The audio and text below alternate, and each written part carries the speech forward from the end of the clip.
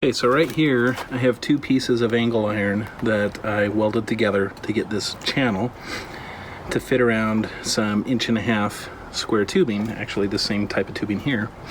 And as you can see, there's a hole that the weld sticks up quite a bit, and actually it prevents this from closing properly over the leg, so I need to clean that out.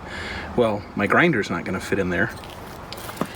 I don't want to spend all day with a file, so how do we do that? How do we take care of that? Let me show you. So here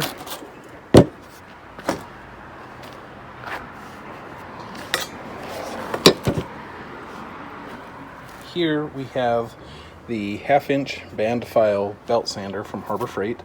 I know a lot of people generally have a negative opinion of Harbor Freight, especially its power tools. So do I. This is an exception. It's not exceptionally well thought out or designed. Changing the belts, you have to unscrew this Allen screw here, take this cover off, and then you can swap out the belts. And the belts are a little hard to find.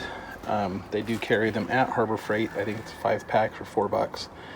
And I think I found some on Amazon that are probably a lot better. These belts are not that great, but for this one purpose, for getting in here, this thing works really well.